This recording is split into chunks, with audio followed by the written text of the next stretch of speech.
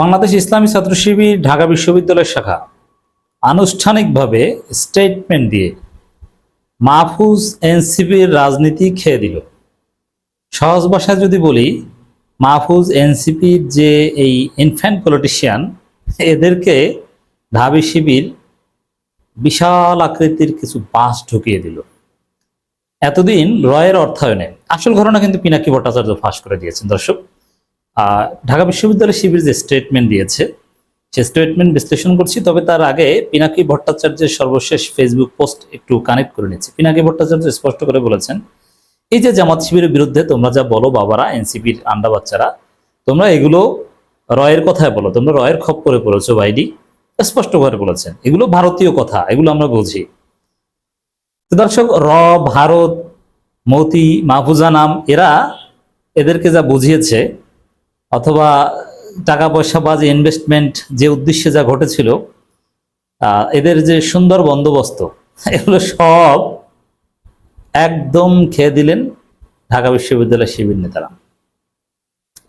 ঢাকা বিশ্ববিদ্যালয় শিবিরের সাথে চালাকি করে, সাদিক কায়েমদের সাথে, ফরহাদের সাথে চালাকি করে হাসিনা পারেনি, আর কোথাকার কি সোকল মাস্টার মাইন্ড মাহফুজরা এসেছে এই ডাবি শিবিরকে হুমকি দেয়। আরে হাসিনা ডাবি শিবিরকে বিরুদ্ধে কি করে নাই? তেমন কিছু পেরেছে?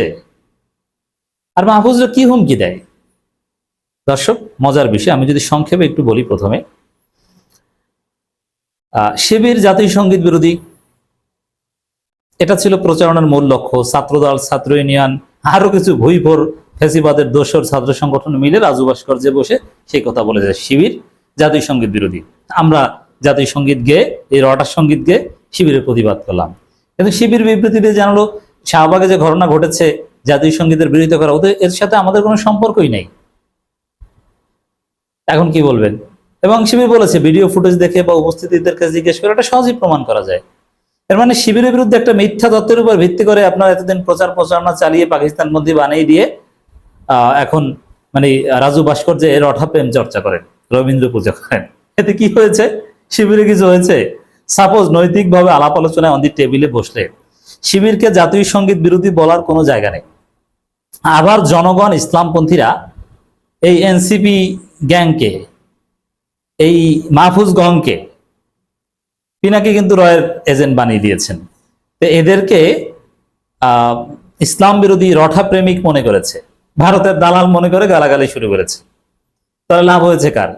ওই এনসিপির ইনফ্যান্ট নেতারা রঠা প্রেমিক হিসেবে প্রমাণিত হয়েছে, ছাত্র ইউনিয়নের সাথে হাত মিলিয়েছে। আপনি চিন্তা করেন কোথায় নেমেছে এরা?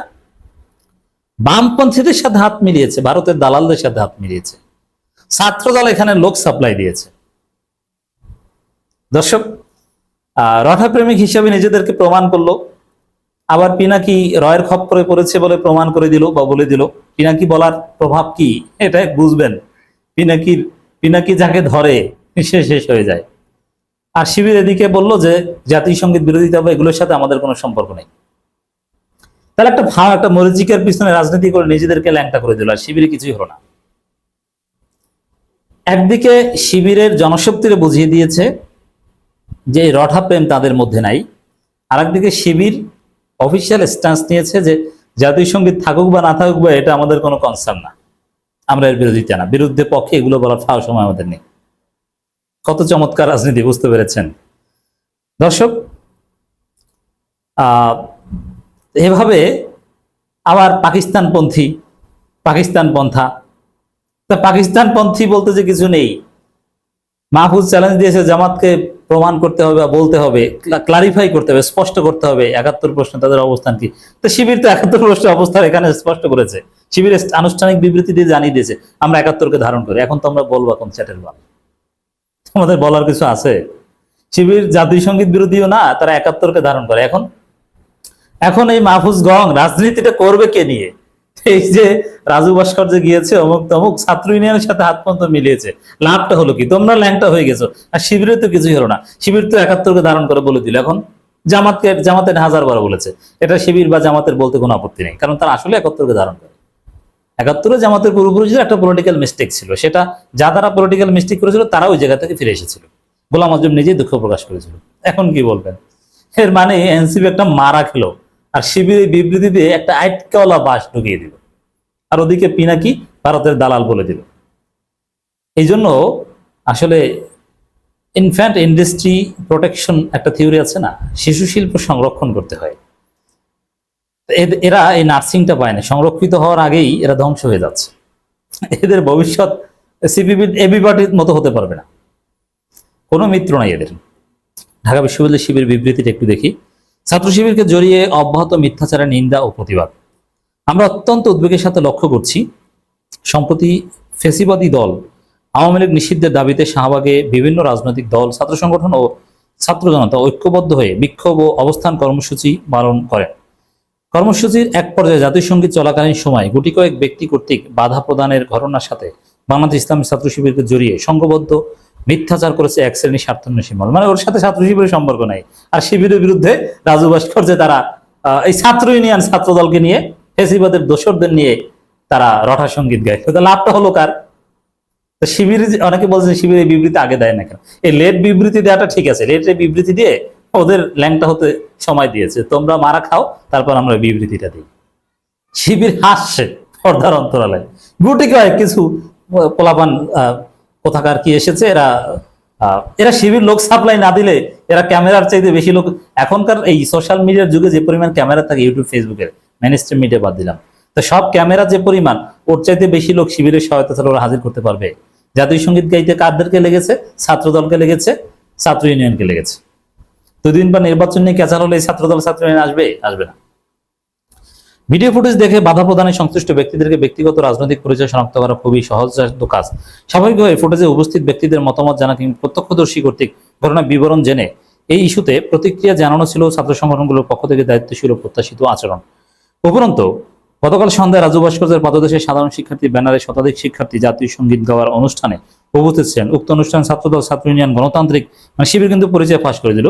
গণতান্ত্রিক ছাত্র সংসদ সহ কিছু ছাত্র সংগঠন নেতাকর্মী উপস্থিত ছিলেন। সেখানে একাধিক ছাত্র সংগঠন নেতাকর্মীরা গণমাধ্যমে সাক্ষাৎকারে শাহবাগের ঘটনার সাথে ছাত্র শিবিরকে জড়িয়ে ঘৃণ্যতম মিথ্যাচার করেছে। অতএব এখন কি হলো? এটা বাস খেলো, এখন শিবির বাসটা দিয়ে দিল। এই মিথ্যাচারের প্রতিবাদে এক যৌথ বিবৃতিতে বাংলাদেশ ইসলামী ছাত্র শিবির, ঢাকা বিশ্ববিদ্যালয়ের সভাপতি এস এম ফরহাদ ও সেক্রেটারি মহিউদ্দিন খান শাহবাগের ঘটনার সত্যতা ও সংশ্লিষ্টতা যাচাই না করে উদ্দেশ্যপ্রণোদিতভাবে এই ঘটনা ছাত্র শিবিরকে জড়িয়ে মিথ্যাচার অব্যাহত ট্যাগিং এর নিন্দা জানাচ্ছি। ঘটনার পরিপ্রেক্ষিতে যথাযথ দায়িত্বশীল আচরণ পরিবর্তে গতকাল সন্ধ্যায় কিছু ছাত্র সংগঠন কর্তৃক সাধারণ শিক্ষার্থীদের ব্যানারে ব্যবহার করে, এর মানে ওটা ভাড়াটিয়া কিছু ছাত্র সংগঠন নিয়ে নাম দিয়েছে সাধারণ শিক্ষার্থী। এইসব বাটপারি এই মিডিয়ার যুগে এগুলো চলবে না। ছাত্র সংগঠনগুলো হিসেবে পুরনো ধারার বিদ্বেষ, বিভাজন ও সংঘাতের রাজনীতির পরিবর্তে সকল ছাত্র সংগঠন কর্তৃক সাধারণ শিক্ষার্থী জাতির কল্যাণে সাংগঠনিক কার্যক্রম পরিচালনা করাই জুলাই স্পিরিটের মৌলিক দাবি। বিবৃতিতে নেতৃবৃন্দ আরো বলেন, 1971 সালে মহান মুক্তিযুদ্ধের রক্তক্ষয়ী সংঘর্ষের মধ্য দিয়ে বিজয় অর্জন করেছে এবং 2024 সালে ছাত্র জনতা ফেসিবাদ বিরোধী অভ্যুত্থানের মধ্য দিয়ে আধিপত্যবাদের ভয়াল থাবা থেকে মুক্ত হয়েছে। ফেসিবাদ মুক্ত বাংলাদেশ কোনো নাগরিককে রাজনৈতিক ঘায়েল করার উদ্দেশ্যে প্রতিশোধের ও কালচারাল ফেসিস্টদের বয়ানকে পুনরায় প্রাসঙ্গিক করার অপচেষ্টা নয়া ফেসিবাদের রাজনীতির বহিঃপ্রকাশ। এখন কি বলবো বাচ্চারা? শিবির তো 71 ধারণ করে, 24 ধারণ করে, স্পষ্ট বলে দিল এখন। আর এদিকে তোমরা ভারতের দালাল হিসেবে প্রমাণিত হলো, ভারতের স্লোগান দিলে, ইন্ডিয়ান ওয়েপন ব্যবহার করলা। দর্শক, তো কনক্লুশনটা অনেক সুন্দর হলো। শিবিরের বিজয়, এনসিপি মাহফুজ একটা আইটকেওয়ালা বাস খেলো, চমৎকার, হ্যাপি এন্ডিং।